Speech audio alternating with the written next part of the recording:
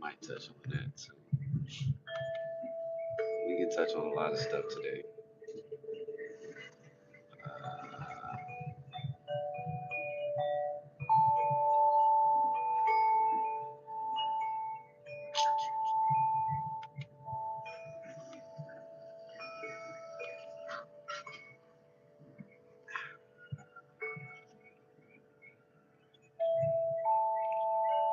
where are we gonna start? Uh,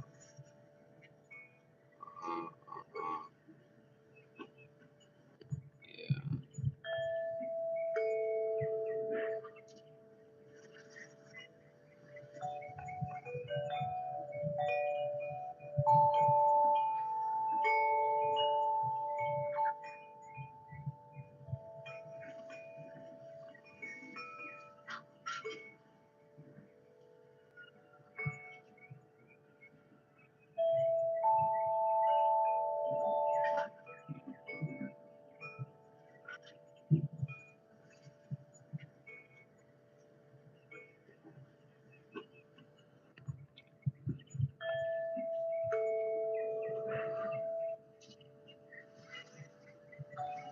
Bend over them.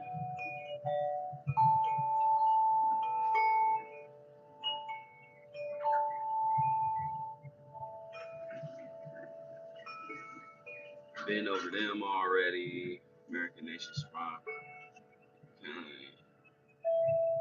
All right, yeah.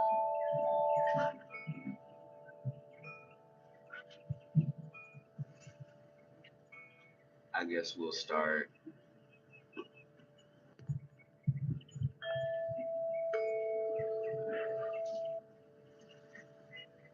right there.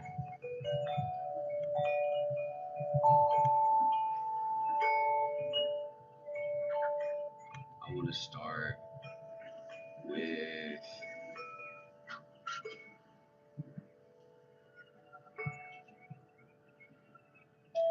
I guess we gotta talk about them first. All right.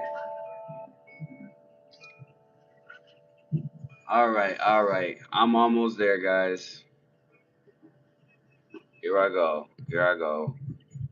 Nucci, Ute, North Texas. All right, yeah.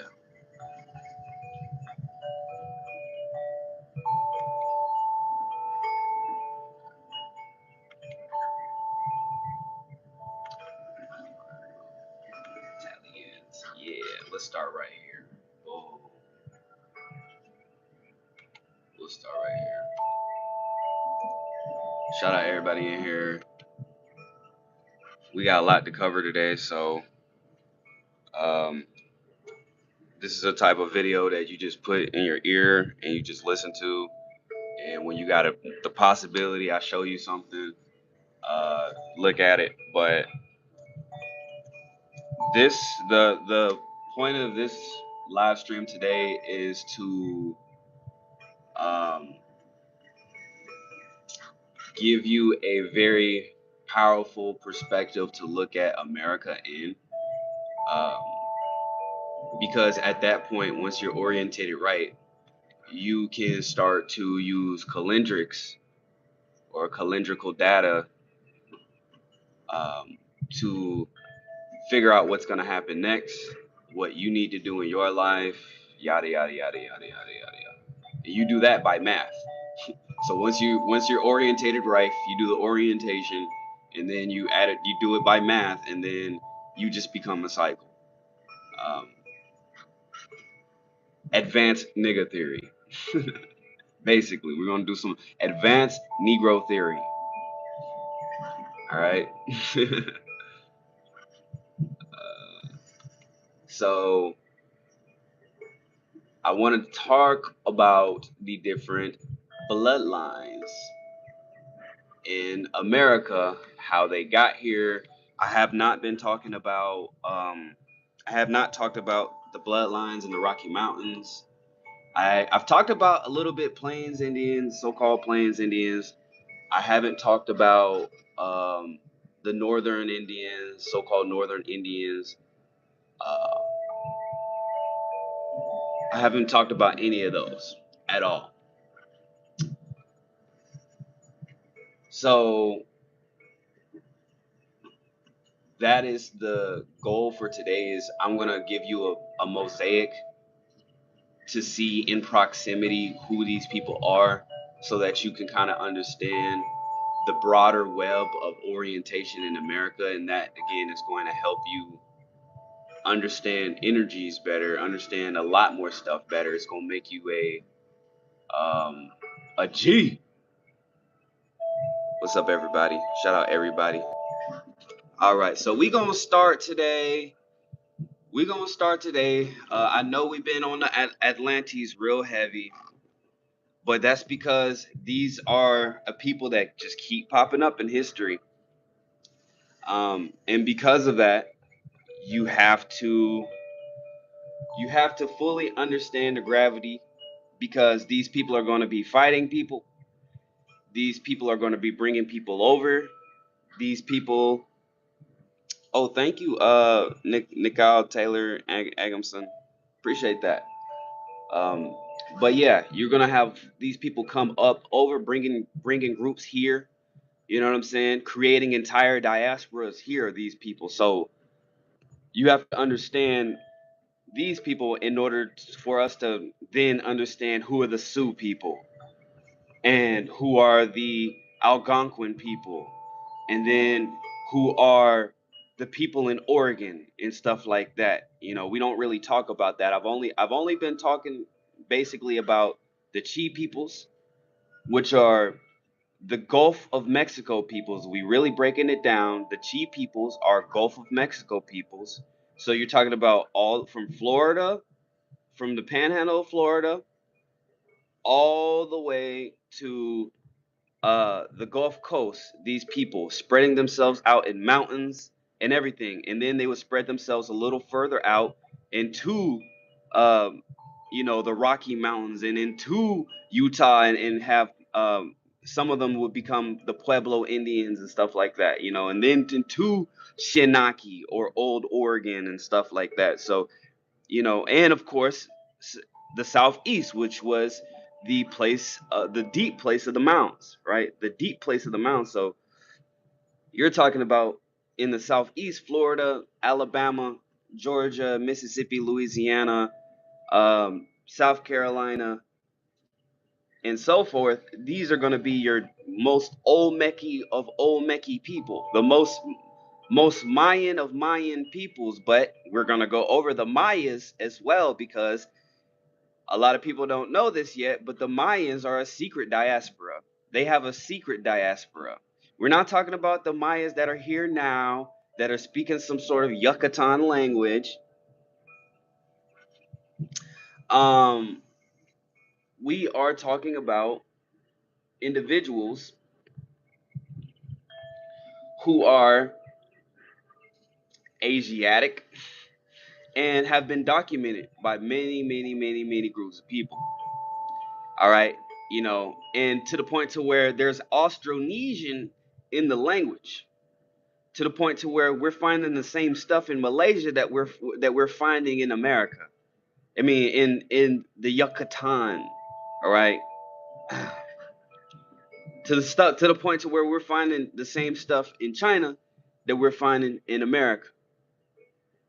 To the point to where you have cartographers on maps, Chinese cartographers already knowing of this place, calling it the land of Qi, and Oregon being called Shinagi, and all the groups in the Southeast are called Chi, and the Olmecs are called Chi.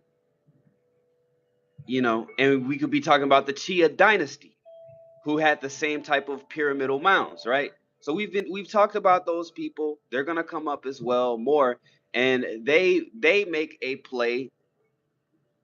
Uh, they make a play as the um they make a play in the Southeast as the Natchez. All right. But Natchez wasn't just a little small place in Louisiana. Natchez was also a large dominion, an older dominion. It was an older dominion.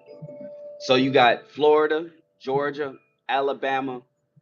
All of these groups are chi that become Natchez, all right, and have the mound cultures, okay? And in combination with those peoples, which we said these are complete Asiatics. They when they test their DNA, they test for um, Pacific Island DNA, which we can trace back to migration. Same for the California groups, because they're both a diaspora that's also in was in Melanesia. You can say Malaysia, Melanesia, all of the Pacific Islands, because these were people that were pushed out at one point in time from their kingdoms in Southeast Asia. All right. Which is why Southeast Asia, everything in Southeast Asia, whether you're talking about India, Cambodia, Thailand, um, Korea, southern parts of China, wherever you're talking about that, you have stuff that's about 2,000 years, 1,000 to 2,000 years older, you know, and this is where you get your out of Asia theorists, right? So moving forward, we're going to talk about the Atlantes. We establish these groups of individuals, then we can start talking about the Sioux. Then we can start talking about the Lenape. Then we can start talking about these people and see what they're saying, where they come from, how they got here, and how that created the mosaic of peoples in America today, known as the so-called African Americans. All right, we're going to go a little bit over some raffinesse. This is going to be the skeleton of the live stream. And after that, we're going to just put faces to places, and because we're visual learners as well as auditory learners. We got to understand this stuff from multiple angles. All right. The Atalans, or American Atalantes, spread themselves through North and South America in the most fertile spots. But the marshy plains of the Orinoco River in Venezuela, Guyana, and Brazil, Maranon, northern Peru, Paraguay, and Mississippi, as well as the volcanoes of Peru, Chile, Quito, Guatemala, and Anuak. So the Atalans are also the what are they called? The Incan tribes. These were the tribes before the Incan tribes, the proto-Incan tribes as well. All right. Many of the subjects of the Atlantic Empire, such as the Tubalans, Cantabrians, Cyclops, and Cunants, which are Canaanites, follow the Atalan in America and became the Kutan nations. It is difficult to trace the American nations who have sprung from those early settlers owing to the numerous revolutions and intermixes which they have undergone. All right. Nor is it my intention to give a complete genealogy of the Atalan and Kutan nations. All right. We're going to talk about the Atalans in America. We're going to put some places. I'm going to show you what type of stuff that the Atalans were building, because these weren't just some dumb people at all. These were not just dumb people. These were very advanced groups. The Allegheny Mountains were called Loca Loca. Beyond the country was the Great White Land, and it became the seat of a great empire, or the West Atlantic Empire. This included, of course, Kentucky, but extended from Lake Ontario in the north to the Mississippi. The Atlantic shores were called La Cuta, or La Chacuta. Were not settled owing to their arid soil, lately emerged from the sea. This Western Empire may be called the Atalan Empire. The country watered by the Ohio and its branches was the center of the Atalan Empire, and its metropolises stood somewhere on the Ohio. It was divided in several provinces and ruled by a powerful monarch of the Atalan family, the Atlas family. The the Atlantic monarchs of Africa, Europe, Atlantia, and Atala often contended for supremacy, and the Atalan emperors obtained it once. Their dominion extended from Attila to Syria, so very, very, very large network that included all of those places that we previously talked about. And what they want to tell you is that nobody was here making nothing. All right, nobody was here making nothing. Everybody was, you know, cannibalistic and stuff like that. But that's only because they don't understand what has been going on here from their perspective. And there's people that don't want this information to really get out. They were repulsed in Greece and Egypt. The African emperors were acknowledged generally as lord paramounts, but they resided in Europe as often as in Africa and had to contend against the Titans, a branch of their family reigning in the Alps of America. There were successively many Atlantic emperors and monarchs. We're not going to go over all the names, but he goes over the names. And he says they were often at war with monarchs in Egypt, Ethiopia, Scythia, Iran, and Bharata or Hindustan. All right. And intercourse was kept up more or less regularly between all the primitive nations and empires from the Ganges to the Mississippi. Krishna or Hercules and Ramachandra, two heroes of India, visited Attila and the court of the Western monarchs, which is called one of the heavens on earth by the holy books of the East. All right. The Atalans were civilized like the Atlantes, lived in towns, built houses of wood, clay, and rough stones. They worshipped the sun and moon as emblems of the deity and built them circular temples. They knew geometry, architecture, astronomy, glyph signs or writings, the use of metal and agriculture. They had public games and festivals. Their food was flesh, fish, fruits, roots, and corn, which they brought from the east. All right.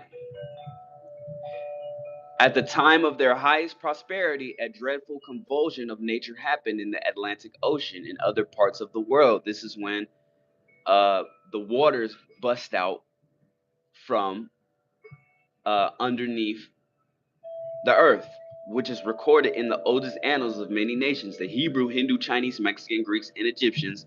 It appears to have been occasioned by simultaneous eruptions of volcanoes and earthquakes, which sunk, destroyed, or convulsed many islands and countries, and among others the Atlantic land, of which the volcano islands, Azores, Madeira, Canary, and Cape Verde Islands, are the remains. In America, the Antilles were severed, the Carib Islands formed, the Atlantic shores inundated by awful tides, and many countries sunk or altered. This cataclysm in the division of the earth under Peleg, the flood of Ogyges, or Ogug, the Sanskrit conversion of the White Sea or Atlantic Ocean. The terror occasioned by this phenomenon interrupted the intercourse between Europe and Asia, so Europe and Asia lost contact because of this. The Eastern Atlantes thought the whole American continent had sunk like the Atlantic, and many Antilles and the Atlantes of the interior of America became insulated and separated from the Atlantic Empire. So this is when we go into hydroplate theory, because hydroplate theory, though it has a creationist element that I don't like to it, it still gets the fundamental it gets the fundamental thing correct. It gets the fundamental movement correct because there is water underground, lots of water underground, because that's where the Nagas live. Eventually, the crack became so wide that the newly exposed floor of the subterranean chamber sprung. We're gonna go over it. Como te llamas? You can call me Brian, which is my American name. How rapidly Major Mountain. You can call me Evergreen. It explains the coal. Or you can just call me the channel of his name. I'm just an entity. Here you go. Laboratories, Dr. Walter Brown comes with an impressive list of credentials and credibility. In tackling the subject of Earth's geological development, Dr. Brown has developed a theory that contradicts the generally accepted viewpoint of the scientific community. Profound and far-reaching, this respected scientist's hydroplate theory not only offers a completely new approach to the geological sciences, it succeeds where the prevailing theory often fails. It simply and logically explains some of the Earth's most profound mysteries. Fair use, by the way. Fair use. We're going to go fair use. Fair use. Fair use. I'm not trying to. I'm not trying to.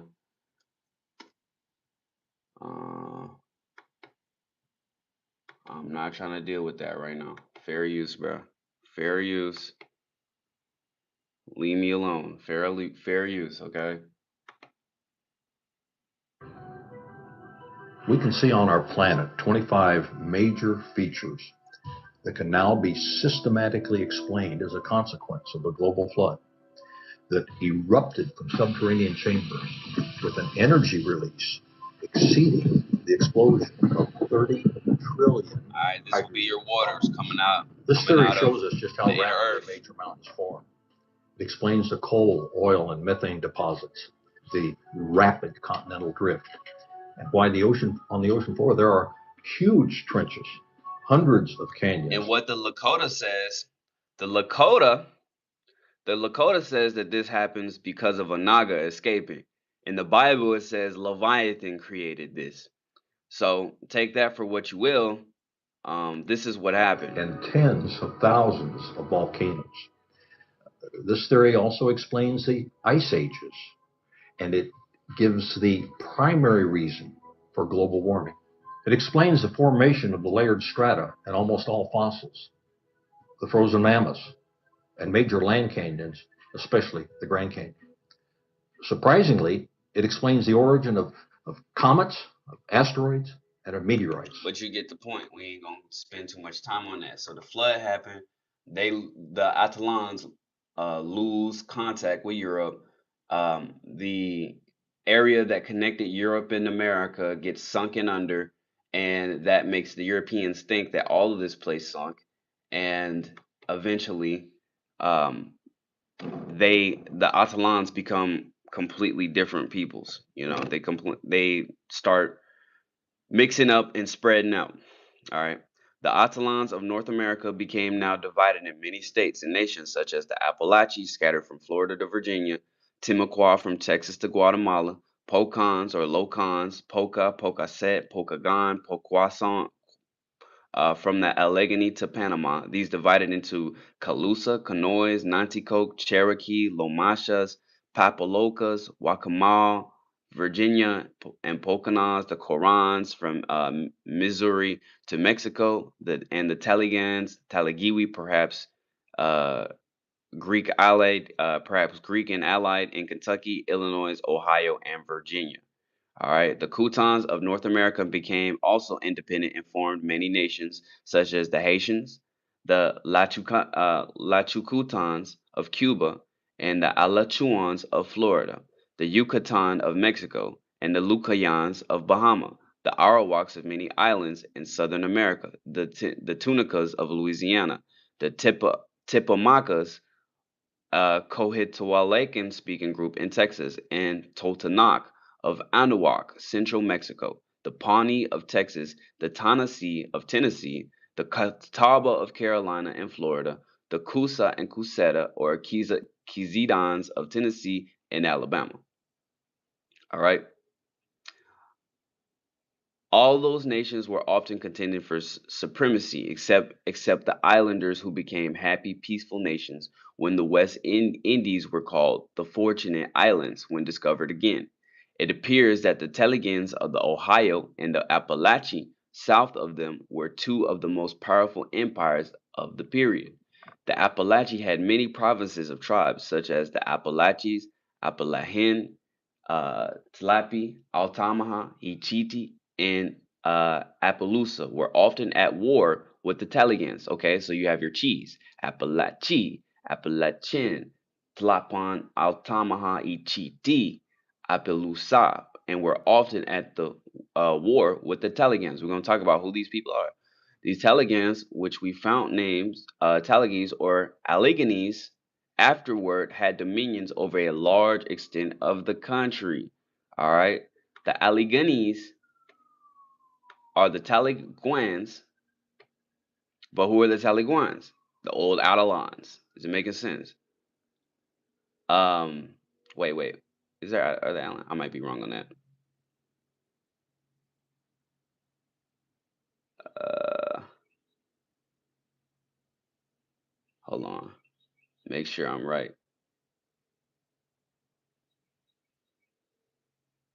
So he doesn't really explain it very well, but Telegonese. Telegonese would probably be the Chi, a version of Chi, because these were mound builders. After had dominions over a large extent of country, their several provinces were situated in the most fertile regions, such as Kentucky, Ohio, the Kanawha Valley, the Illinois, the banks of Lake Erie, and Ontario. All right. After some centuries, America was visited again by the nations of West Europe and Africa, but neither frequently nor in numbers. A casual intercourse was restored between the two continents. The Azores were visited as well as Madeira, but not people owing to their active volcanoes, but the Canary or Hebrides Islands were from thence the navigators went to Cerny or St. Jago in 18 days to the Carib Islands. About this time, the Carib or Galibs must have come to South America.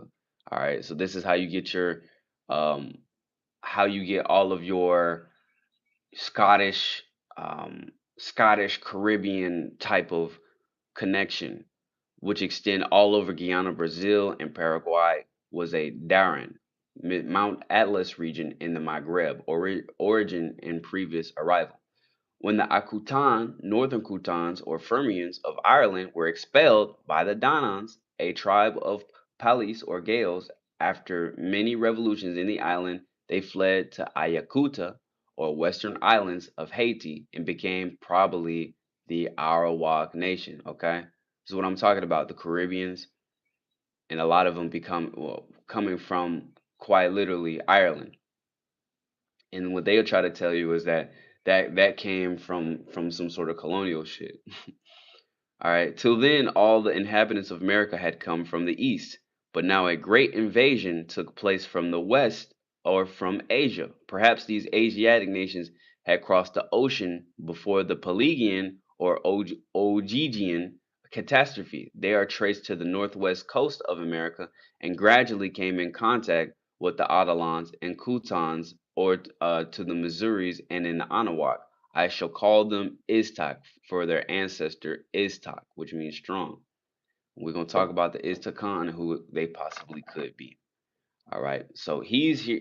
This is what I don't agree with him says. He says that perhaps the well actually no he's got it right. He says perhaps these Asiatic nations had crossed the ocean before the Pelagian or Aegean catastrophe. They are traced to the northwest coast of America and gradually came in contact with the Atalans and the Kutans. So when you say the northwest coast, we're going to break this down because that's when you start getting into Oregon. Original name for Oregon was Shinaki. Shinaki, like the Naki, which I've already shown y'all before. Um, I've showed y'all this before, but I'll show it to y'all again. Um,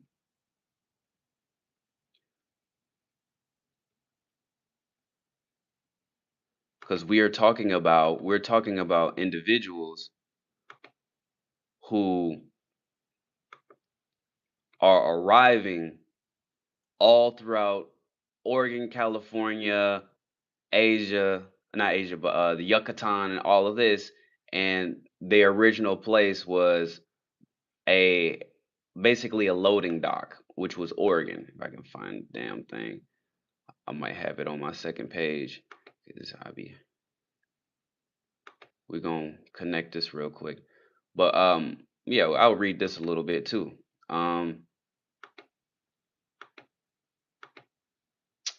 Right. The Society of Geography having offered a reward for the best memoirs of the origin of the Asiatic Negroes. I sent them the last year 2 memoirs. One of those Asiatic Negroes, wherein I demonstrated the affinities of their languages with the African and Polynesians, as well as the Hindus and Chinese, and rendered it probable that all Negroes originated in the slopes of the Himalaya Mountains, as they did once exist all over India, South China, Japan, Persia, and Arabia.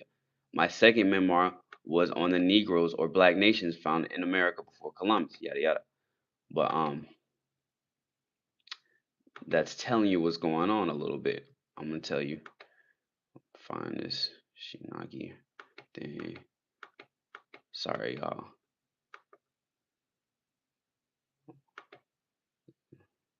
There you go.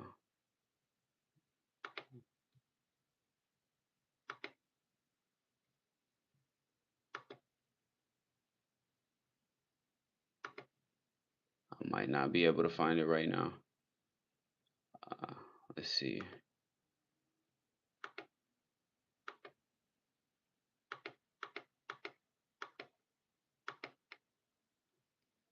He like, why you got old ladies in your damn email? There we go. Boom. Sorry. All right. The Shang were also called Naki. The Shang or Shang. All right. The Shang were also called Naki, which literally means black, Na and man, Ki, Naki or Nagi or Naga, because the over time the vowels would change. You know, centuries of this word being passed down, the vowel changes. Both of the vowels changes, but Nagi, King Tang, and the Shang dynasty were responsible for the unifying China to form the first civilization. So when you start seeing the Olmec heads, you know, and also you see some of this in Nigeria as well. And this is why they say, oh well, they say, well, Africans when they test their DNA, they have some of the same. They have American Indian DNA, and they wonder why. You know, a little bit of that. All right, because we're talking about a Asiatic diaspora that could be found everywhere. All right, which is how you get Negu in Ethiopia, because those are the same Asiatics, you know, in different places. All right, go back to that. All right. So Oregon as a loading dock, essentially. Let's go back to this noise real quick.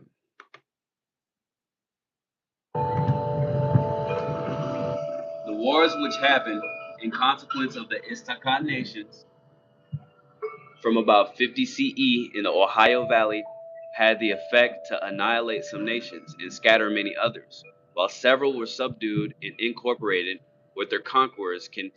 Kentucky was conquered by the Olmecs, the Hasiotos, white or northern Utes, and Tainzas, the 3 Iztec nations.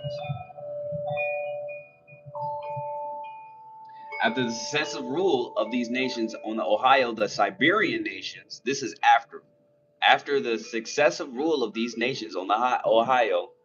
All right, this is how you starting getting some of the Shawnees, the original Shawnees, the maternal lineages over there. All right, the Serpent Mound cultures in Ohio and all of this stuff. The Siberian nations, this is after the Siberian nations or Oghuz tribes began to appear and wage war on the Istakans and the Atalans. Who we just went over who the Atalans were. So they're waging war on the Chi, which they drove away to the south. The last remnants of the former Atalans and Kutans, which can be traced to have escaped these conflicts and were still existing towards 1500s, were the following: the Wokans, in Carolina, the Homolawans, the Malikas, the Appalachians, and others in Georgia and Florida, the Canoes of Virginia, the Nanticoke, Maryland, the Catawbas of Carolina, the Coetas and Calusas of Alabama, the Tunicas of Louisiana, the Coras or Escoros of western Mexico, of the Missouri, Arkansas, Carolina, California, Mexico, and Mexico, beside many nations of Anahuac, which is in central Mexico. All right.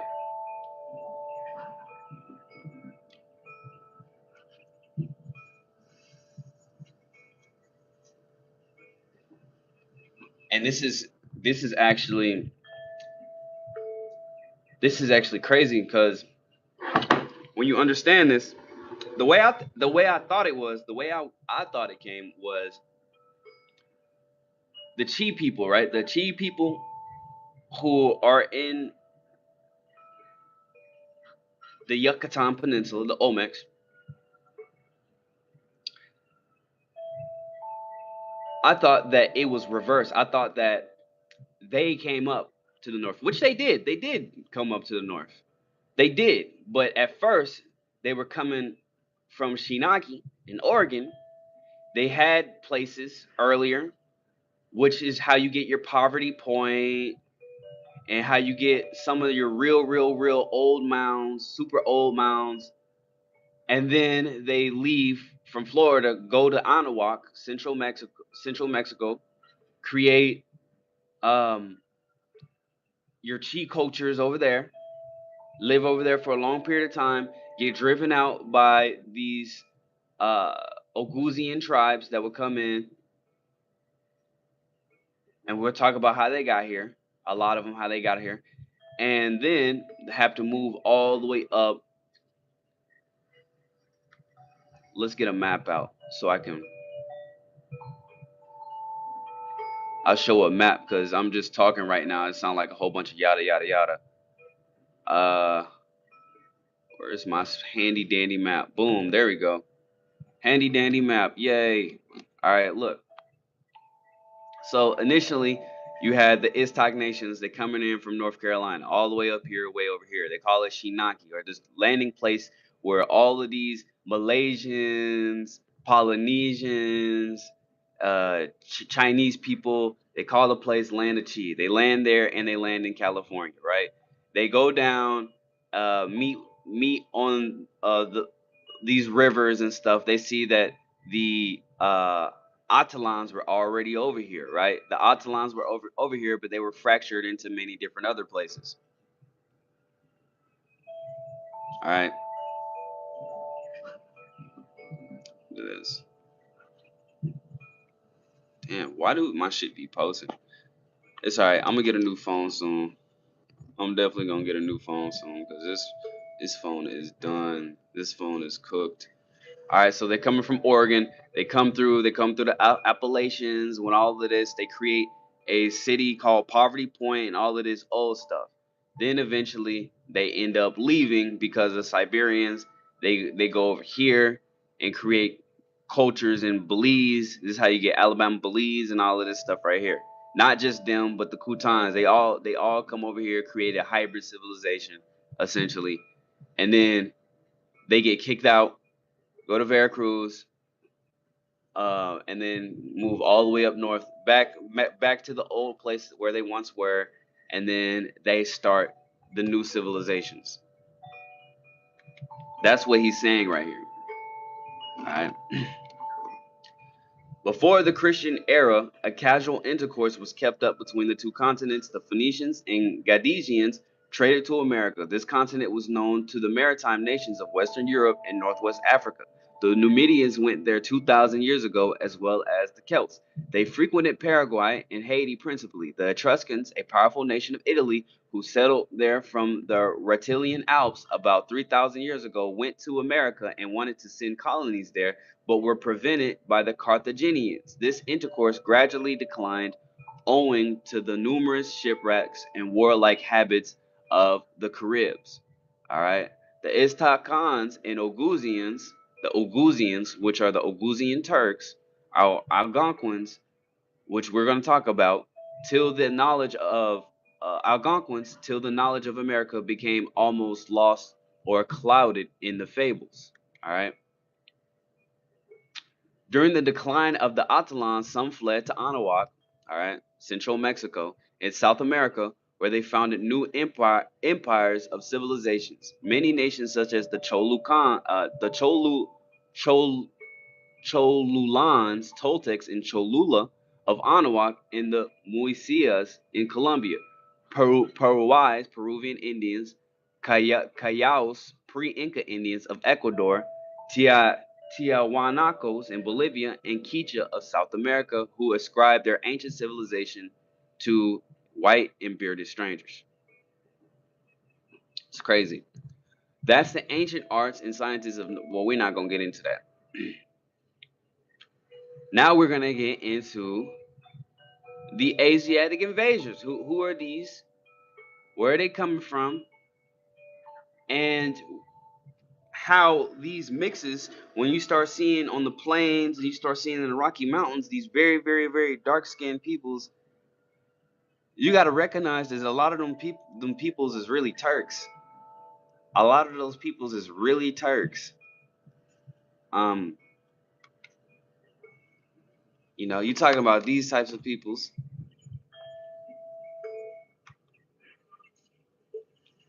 The Lenape. The Lenape literally themselves, they will literally tell you that they're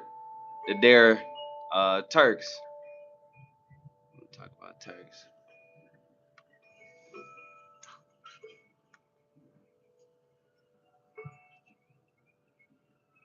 Uh, they tell you themselves that they are Turkish. They are still proud of their Turkish ancestry.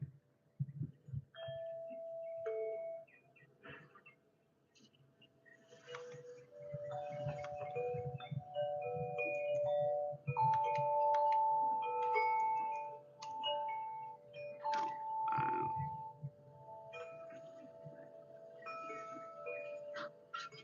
you see some of the Lenape.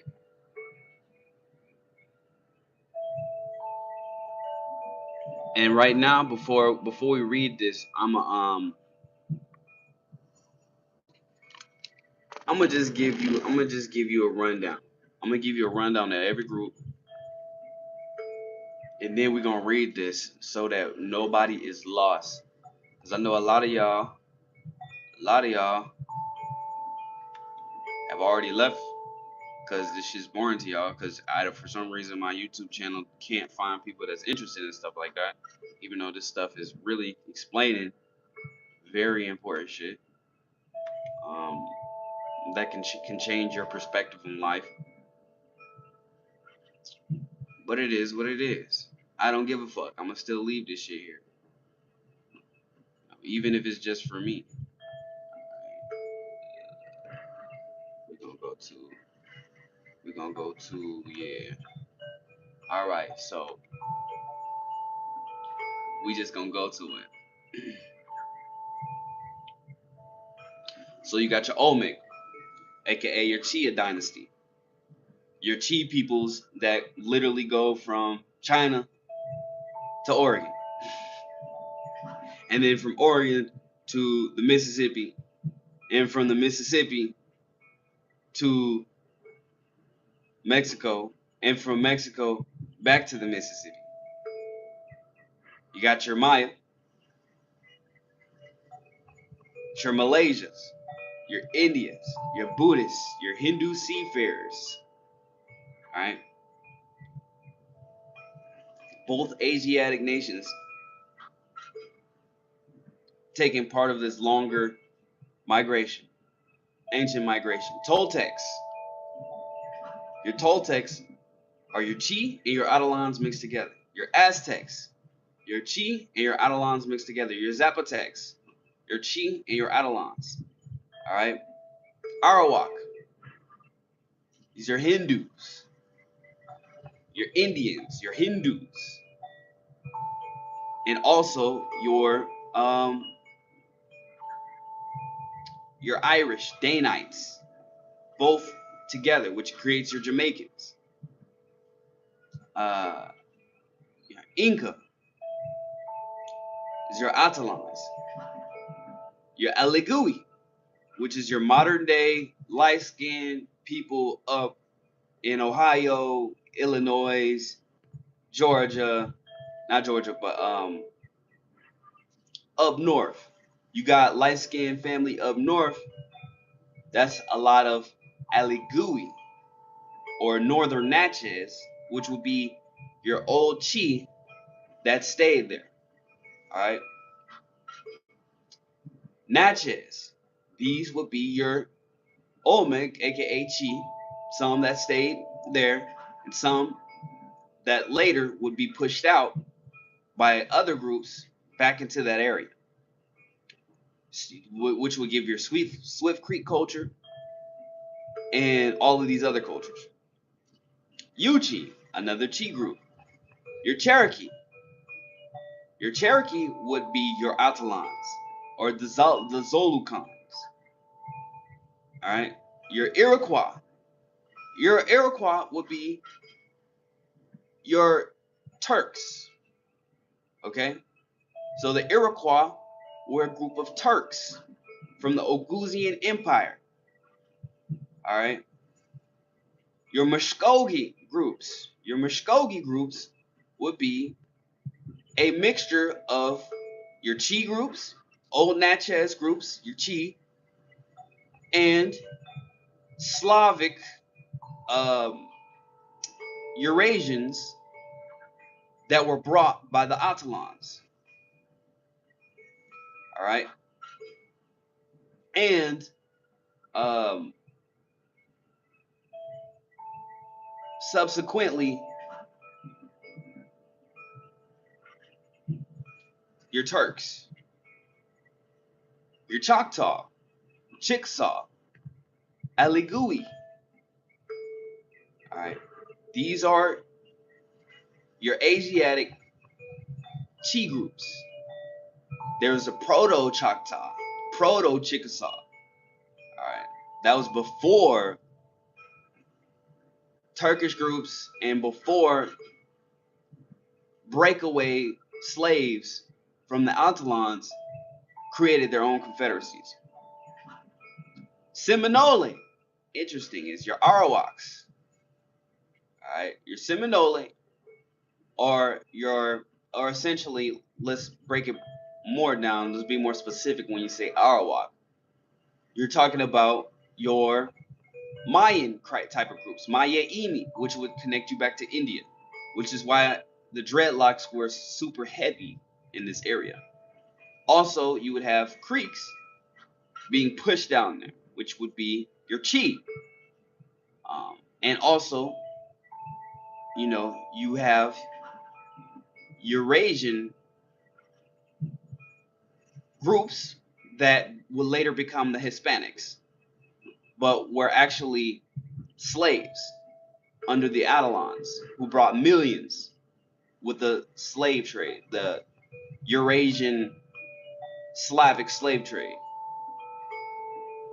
The Lenape, some more Turks, or if we can really say, Northern Asian groups. Sioux, you have Central Asian. All right. Apache, you got more Central Asians. Okay.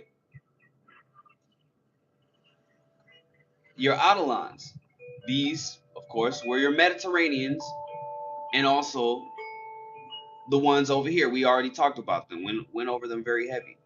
We went over the Chi, we went over the Arawak, and we went over everybody else. Oh, and then lastly, you have your Norse, your Scandinavians that would mix in at times, your Vikings, who mixed in, created some of their stuff, created Nova Scotia, Newfoundland, Eric Erickson and all of them, brought longhouses and all of them, mixed in with the Turks, and created that culture up north, your Canadians and stuff like that. So that is essentially what is going on. If we break it down,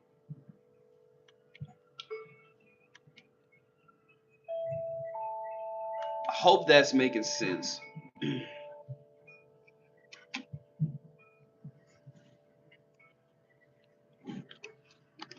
right, get back on this. get back on this.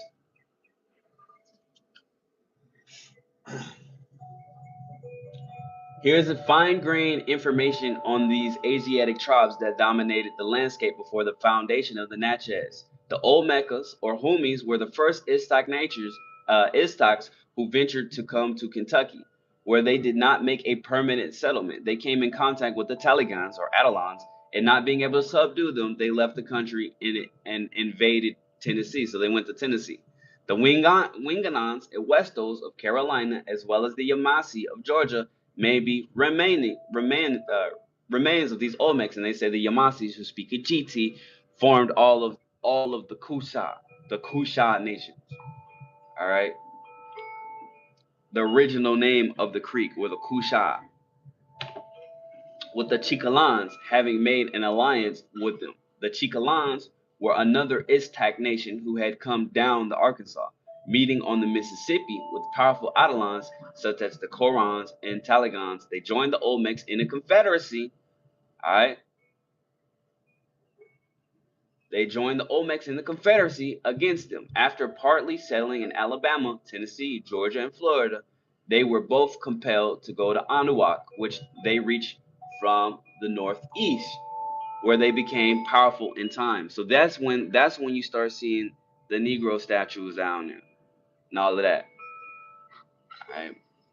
The Atomis, compared Oto-Sully lechers, were the most barbarous of the Iztacs, being hunters rather than cultivators.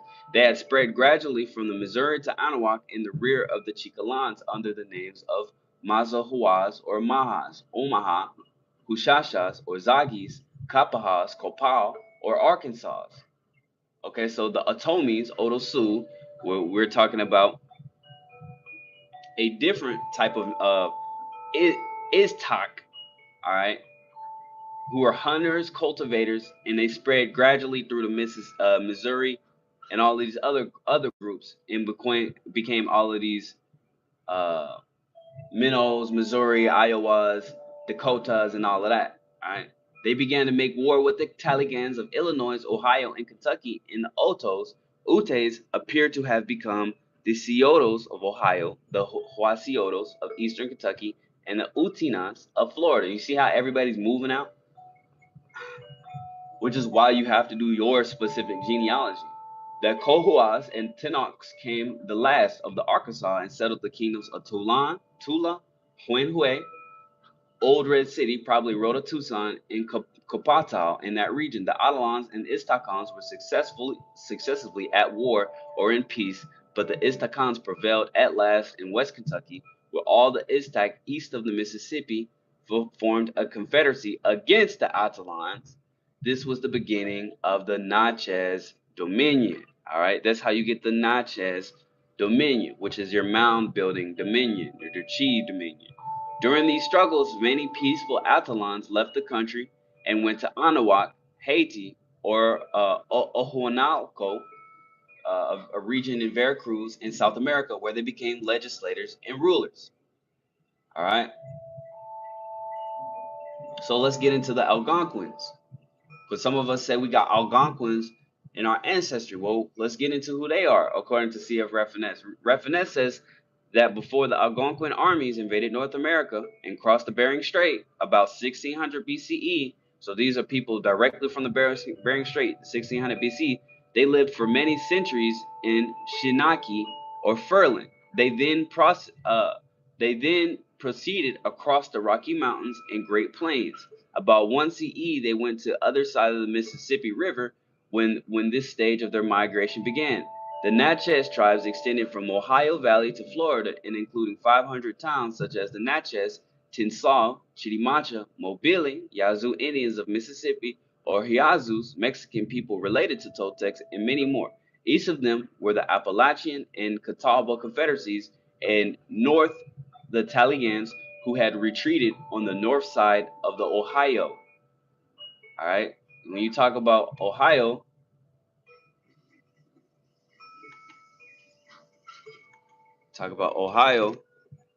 this right here is found in Ohio. They said that. Damn, why does this shit keep moving like that, bro? I don't know why it does that. We're gonna do it like this. Wow, that did not help at all. Well, you see, the screen is pulsating. I have no idea why. Um, but yeah, this is in Ohio. This is a type of old world architecture that they were building in Ohio. Those were your Atalan groups, all right? Just like this, all right? Your Atalan. So he was saying they made a confederacy, the Atalans and some of the other groups, all right?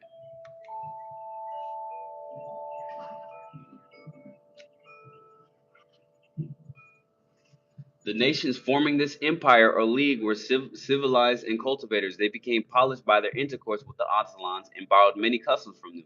They worshipped the sun and fire but did not build circular temples. I just showed you the circular temples, erecting instead pyramids and high altars, generally of a square or angular form.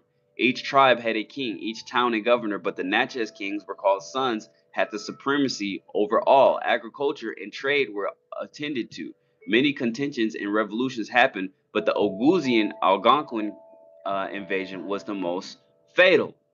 Who are the Oghuzzians? We talk about your Turks. All right. The Siberian nations, which had spread over the north of Asia at the point dissolution of the Oghuzzian Empire, having come to American across the Bering Strait, sought milder climates by traveling south and coming into contact with civilized but less warlike nations of anterior origin, began to wage war over them and drive them gradually further south towards Florida and Anahuac. Whether these Asiatic tribes were preceded by other Siberian, Mongolian, and Turkic peoples, we can presume they were of mitochondrial lineages A through D. A through D. In Raffinet's account, there was a broad cultural and genetic distinction between the Atlantic and Mediterranean peoples who built the round fortress, like many of Adena and Hopewell monuments, and Asiatic tribes who favored pyramids. All right, so that's just telling you right there that the Atalans were not the Natchez or the Old Chi. All right, because they had two different lineages. The Asians seem to have settled in a more spread out fashion and were more often nomadic, while the Atlantic people concentrated themselves in towns. All right, so that's how you get all of these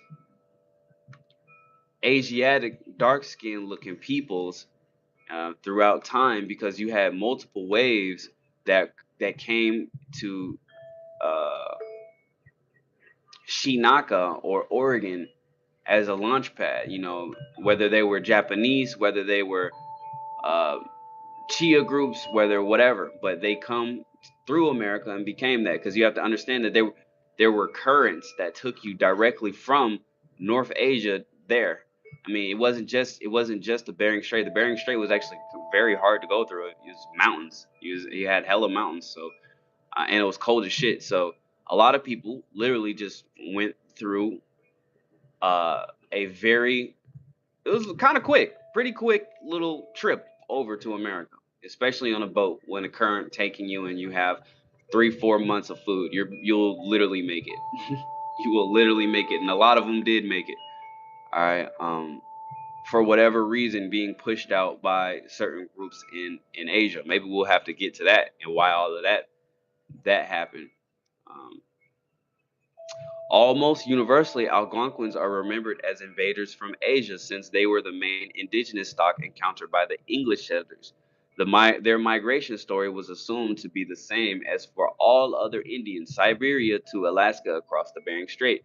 They fought a bloody battle at the falls of the Ohio against the Talgiwi, hence giving Kentucky its name of dark and bloody ground. They are called the grandfathers by other Indians, which is something of a mystery, since according to the Wallam Olam itself, they were among the last people arriving peoples in Canada. That's because their grandfather, meaning like they were the last.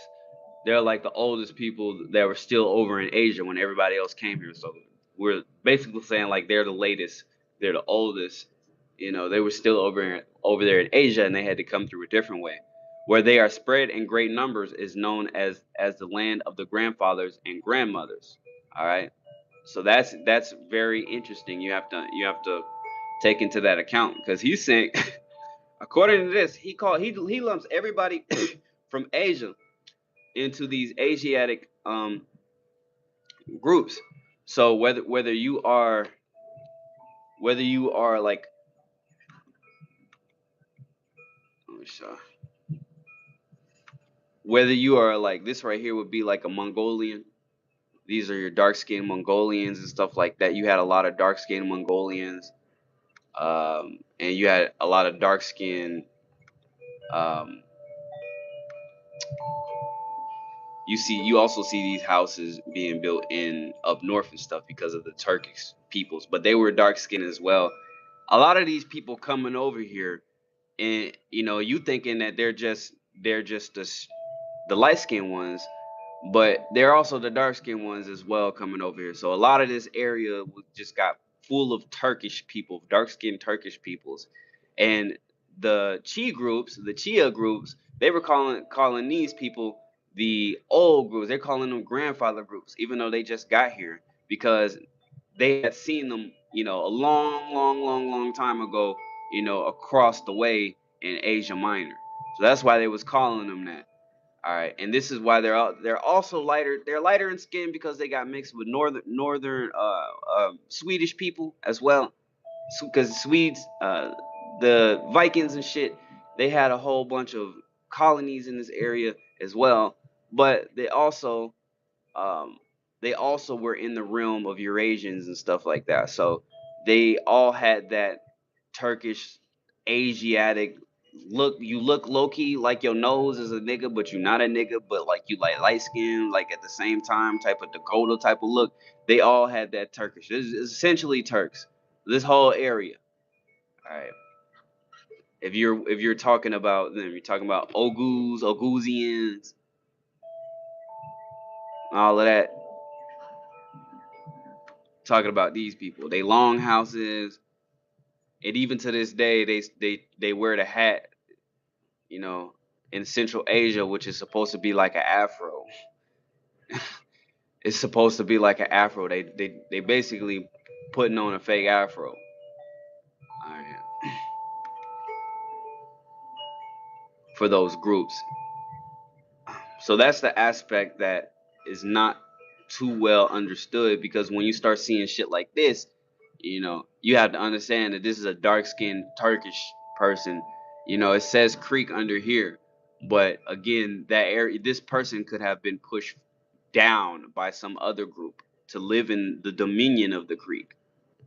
You know what I'm saying? So, um, it's a lot to consider.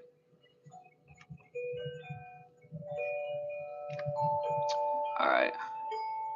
Let's talk about this. The Algonquins' army battle against the Snakes in the Pacific Northwest. Well, again, the Shinagi or the Chi that were all in the Northwest, Oregon, and Carolina, which is why when you take a so-called black person's DNA, in California, and like there's this one dude who they took his DNA. He'd been going by black his whole life. He was from California. I think he was from like L.A. He went to get his DNA tested. His whole life he thought he was so-called black. Coming back, he got nothing but Polynesian in his DNA. He ain't got nothing but Polynesian in his DNA. Because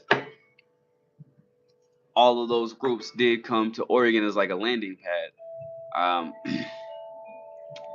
Which is how you get the diaspora that creates the Atalans and the Chi and the Apalachicola and all of this stuff right there. We are essentially like a diaspora that can be found, all throughout the Fiji Islands and all of this. And we can get it. We can even get into. We can actually get into some of the. We can get into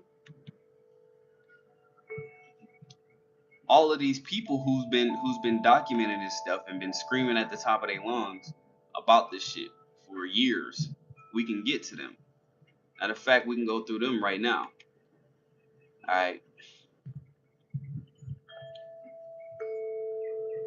You know what I'm saying? John D. Bankston, Mayan Austronesian, a preliminary comparison. We're gonna go through that. One of these days, we're gonna go through that. The Ostrich hypothesis, a reassessment, which is talking about the same stuff we're talking about. Greater Ostrich, Mayan, Austronesian, and Austroasiatic. Sino-Austronesian, the evidence from Mayan, the Amerindian hypothesis and the peopling of the Americas, the Olmecs and the Trans-Pacific contact hypothesis, the Trans-Pacific migration, the linguist evidence, Robert Bluss, Michael D. Coe, Merritt Ruhelen, you know. There is a lot of work on this stuff. Stephen C. Jett, pre-Columbian transoceanic contacts, like Michael D. Coe, you know, Merritt Ruhlen. A lot of people been talking about what C.F. Raffines was talking about, and what I've been talking about and screaming at the top of my lungs. While you see Yuchi groups, and they test their DNA, they look exactly like Polynesians would look like us, or Melanesians or Hawaiians or whatever like that, and they all look like us, and they have that DNA. It's because of this peoplings of the America through Shinagi. The Shinagi, a landing pad, the land of the Chi, not just that place, but California as well. You know, because they had already had all of this mapped out. You know, these people were advanced. You know what I'm saying? You can't stupefy these people. You feel me? They be trying to stupefy people like people wasn't moving around and having motion.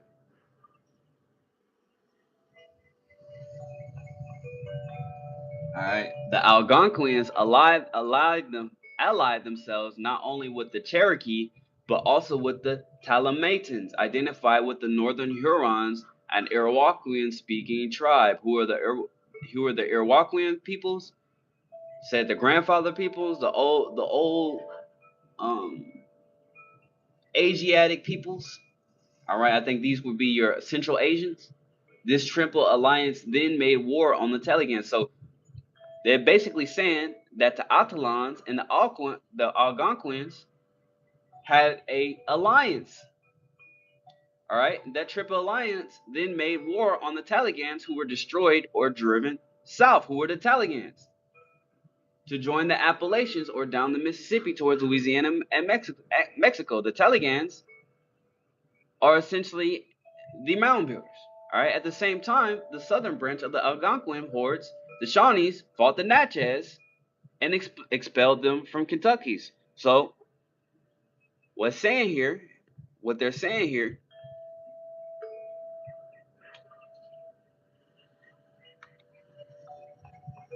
you know, they're saying this right here,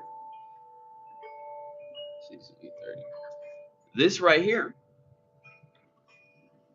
is your alliance, your Atalan and your Algonquin. Who are the Algonquin? The grandfather peoples, these old peoples, old peoples, you know, that just now got here, making an alliance against mound builders in the north, which would push them further south. Some would become Olmecs, some would become Yamasee, some would become Georgia, create a confederacy, but they end up creating their own thing and creating the Natchez Dominion because of this.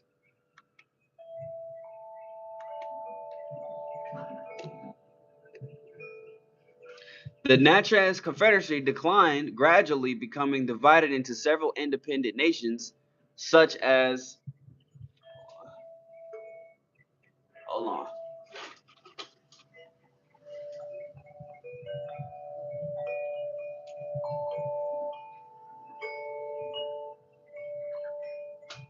My bad.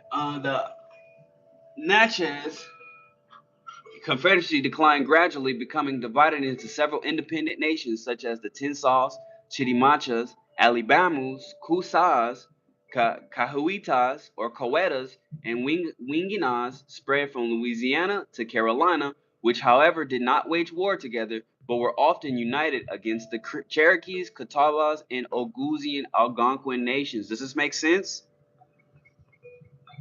Does that make sense? The Natchez Confederacy, the Chi groups, the Shinaki Chi, who lived in the area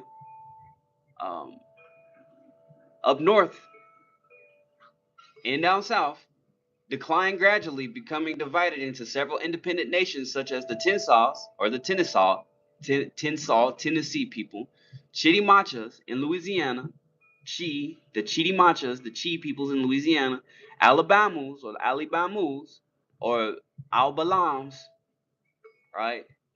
The Kusas, Cahuitas, or Cawetas, and Wingons spread from Louisiana to Carolina, which, however, did not wage war together, but were often united against the Cherokee, Catawbas, and Oglala Algonquin nations. All right. I hope I have explained who people are enough for that to make sense and not just be a whole bunch of names. All right. So we're basically saying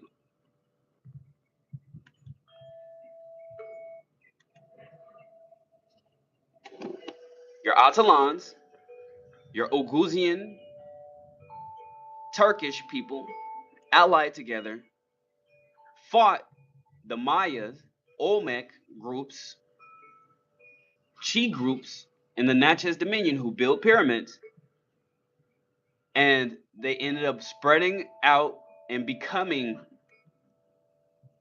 your Alabamas and your Cowitas and all of that, your Chickasaws,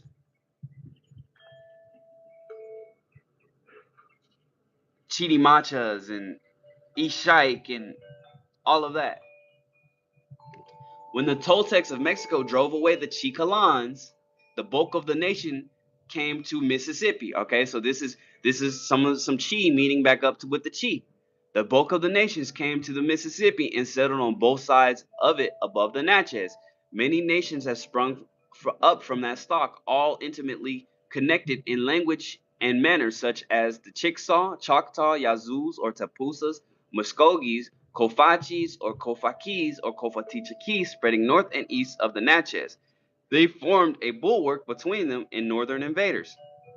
The Chickasaw extended their conquest to the banks of the Ohio and Kentucky. But if we go into the Muscogees, we know that who the Muscogees were. These are old slaves.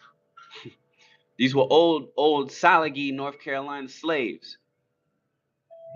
All right, that brought Eurasiatic stuff here. All right, and allied with the Chi groups to become the Muscogee. The Chickasaw extended their conquest to the banks of the Ohio and Kentucky. The Great Otomi Siouan nations extended from Missouri to Anahuac, divided into numerous tribes such as Osages or Washashas, Missouris, Otos, Masuans, Omahas, Kapaws, and Mandans. The Osages, Missouri, and Arkansas penetrate as far as West Kentucky, the bank of Wabash. So the Otomi Siouan, Asian, Northern Asian, Grandfather Asian, Siberian types of groups, all right, extended to all of these areas. A succession of wars and contentions take place between the numerous nations of various stocks scattered in North America, by which they are weakened and prevented from improving their civilization or uniting against the encroachments of the Europeans. Throughout all this, the Cherokee persisted as one of the oldest groups, with rooting back going to the Stonies of the northern plains, later of the Ohio Valley, and Raffinesse they are called the Sulaki or Zulukans, as well as by their name Cherokee. As Raffinesse sketches this period in which the Algonquin tribes dominated native tribal history, several of the Oghouzian nations, driven by necessity or their foes to the northeast corner of Asia, came in sight of America, and crossing the Bering Strait on the ice at various times, or getting there through water, they reached North America. Two of them, the Lenape, all right, Delaware, your Lenape people, and Mingui, Iroquois tribes, your Central Asian groups, seeking milder climates, spreading themselves towards the south, while another, the Kariute Eskimo, which came after them, spread on the seashores of Alaska to Greenland, and some others settled on the northwest coast of America. The Lenape or Delaware Indian Algonquins, after settling sometime on the Oregon and Multnomah River, crossed the Oregon Mountains and following the Missouri, fighting their way through the Otomies, and they reached the Mississippi nearly at the same time with the Mingues, who had come north to Missouri. They found the powerful Telegans in possession of Illinois. Ohio, Kentucky opposed their progress and cut off the first party that ventured to cross the Mississippi. All right. A long war ensued in which the two Oguzian nations joined in a confederacy against the Telegans and succeeded after a long struggle to drive them away to the south. When the Lenapes had defeated the Telegans, they had to contend with the Natchez of West Kentucky, were their the chief mound builders, the Hasiotos, northern Sioux of eastern Kentucky, the Scioto Siouan of Ohio, besides many remaining branches of the Atalan Kutans scattered in North America, which they vanquished, destroyed, or drove away, occupying all the country from Missouri to the Allegheny Mountains, while the Mingues settled north on the lakes. So essentially saying, right here, the Oguzian nations, Algonquin tribes, like the Lenape, the Oguzian means Turks. Because what do we just...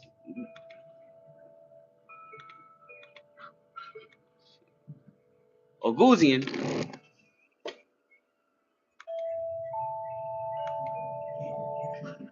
Turkish peoples, all right, moving towards the east, all the way towards the east, going real far towards the east,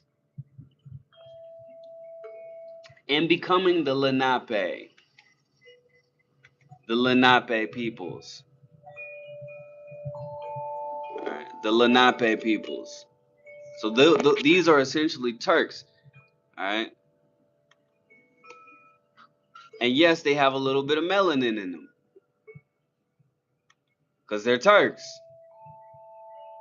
Some of them have more melanin than others.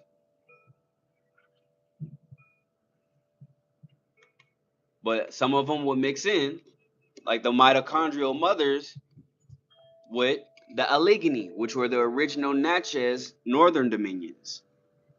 So that's why you got a lot of the dark-skinned ones are always are girls or women, because that's the mitochondrial line expressing itself.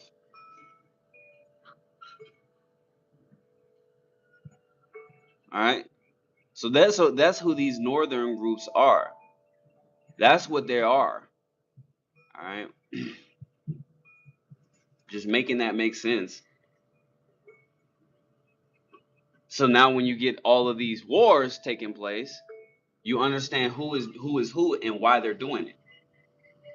When the Lenape had defeated the Telegans, okay, they had to contend with the Natchez of West Kentucky, the Hasiotos, northern Sioux of eastern Kentucky, the Scioto Siouan of Ohio, besides many remaining branches of the Atalan Kutans scattered in North America, which they vanquished, right?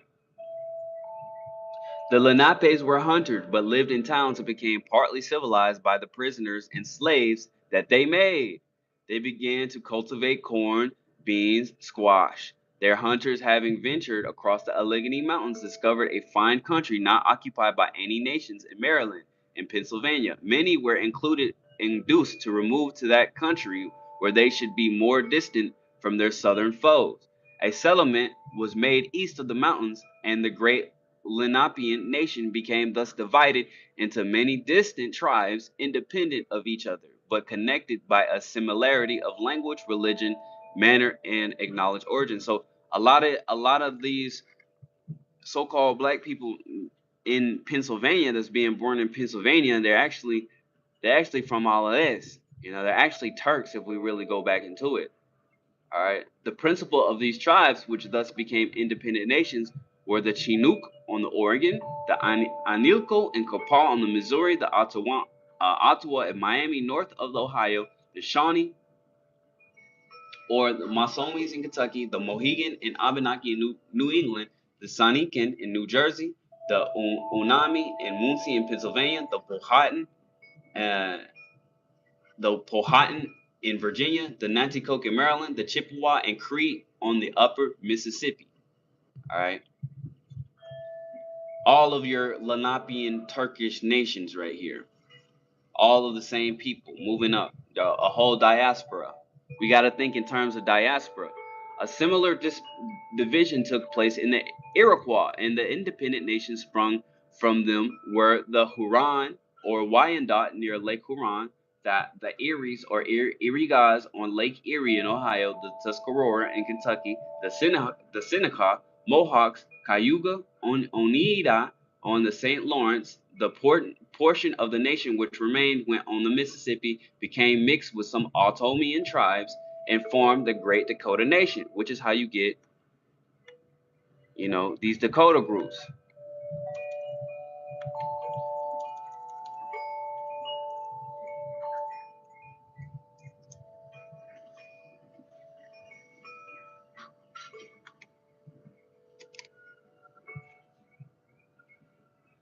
All right. Turks. They're Turks. All right. And Turks were Asiatic and also dark skinned. They were both, depending on where they were from. They were very dark. And some of them were classified as Negroes, quite literally. Some of these Turks were classified as Negroes.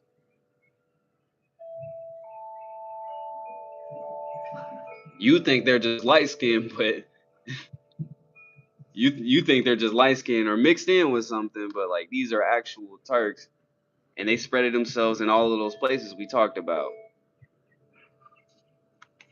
I'm gonna give a good example of a melanated one, because there's always like two or three of them that are melanated. But I notice people don't want to go this deep. People just want the simple, we are here, we are there type of shit. People don't want to put faces to places. I can't find one, but I have seen melanated Dakotas groups. All right, but these are Turks essentially. All right, and they have Turkish housing as well. They built the same type of yurt type of shit in here. All right.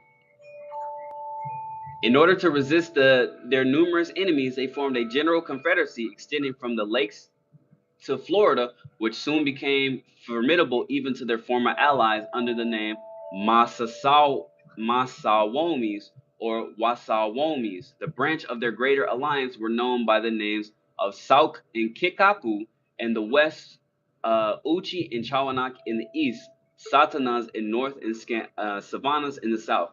He also says of this period of Shawnee ascendancy, during their struggle, many revolutions had occurred around Kentucky. The Kanoi had become powerful in the Kanawha Valley and the Illinois on the Wabash. The Shawnees entered into an alliance with them. Who are Shawnees? The Chickasaw began to grow powerful in the Southwest and waged war with the Shawnees. All right. We will also we had to go over who the Shawnees were again. I forgot who the Shawnees were. Let's see. Put it over. I don't want to just read this but I believe he said the Shawnees were. I got it in the list right here.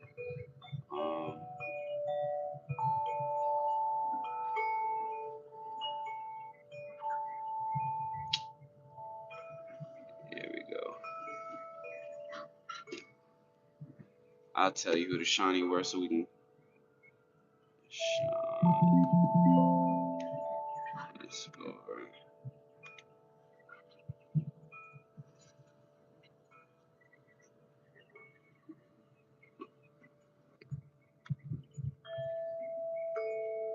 Shawnee would be Shawanakwa, your Algonquin, Northern Asiatic groups. Alright, so these would also be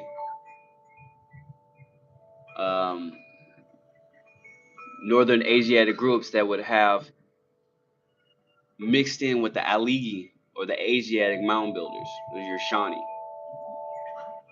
being specific. So he's basically saying that, let's read this. He's basically saying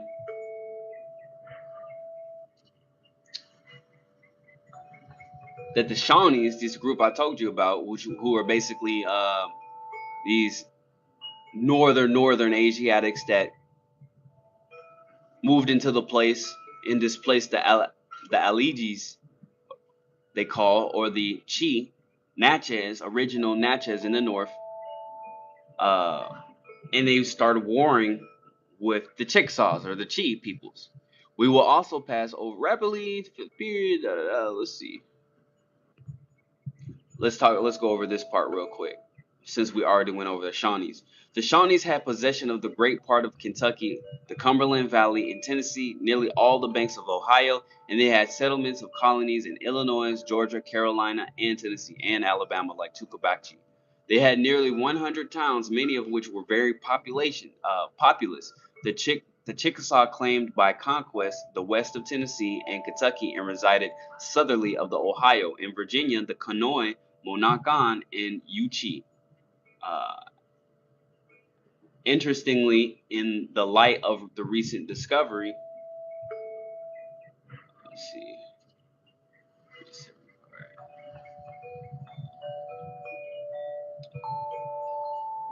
Let's just say this: several other nations besides the Atalans, and the Istakans and the Oguzians had reached various parts of the America before most modern Europeans, such as the Mayas or the Malays.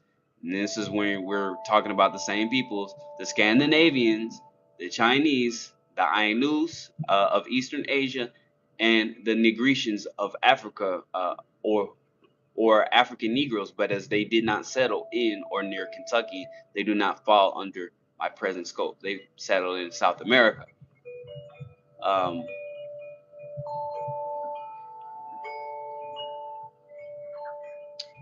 So yeah, that's what we're gonna stop at. I hope that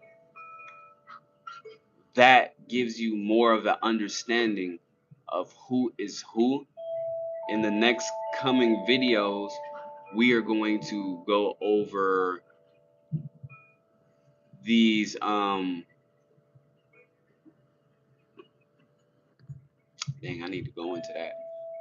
We're going to go into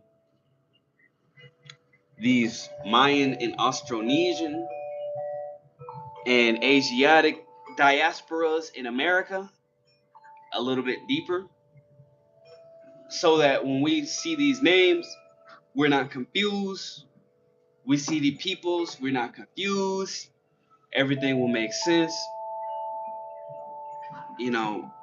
This was insightful for me in a lot of ways, because like I said before, I really put it all together. My understanding was that the mother civilization was the Olmec civilization, right? Or Anuak. And it was also a part of a civilization that coalesced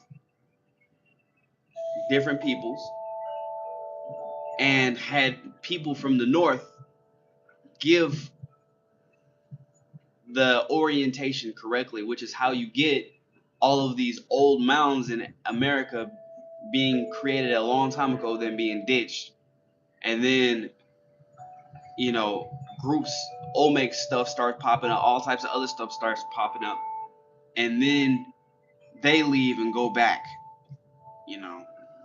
to the Natchez dominions and stuff like that. But at the same time, having a diaspora already up north who had made its way to Shinaga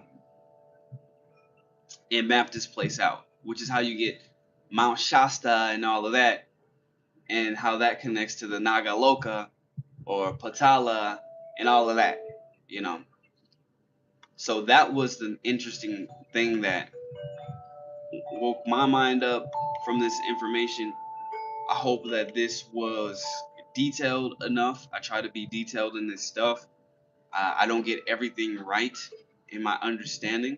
So you know, over time, I will probably revise my understanding of certain things, because as you're learning, you have to understand it's like combing your hair. You can't just, you know, you have to like refine over and over and over again until stuff starts to make sense. So that's really why I do these live streams, because every day I'm learning more and more and more. Um, but that being said, that is probably today's live stream.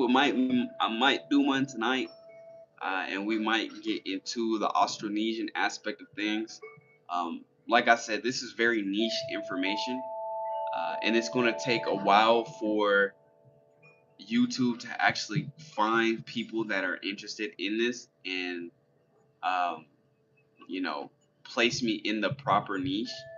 But a lot of people on the internet aren't really putting it in a mosaic web, except for a couple people. A couple people are, but I think like people like Kurimeo and stuff like that, he focuses a lot on one aspect, and I try to focus on every aspect of it, uh, including the Siberian, Central Asian, Turkish aspect of everything, which is ever present, considering the northern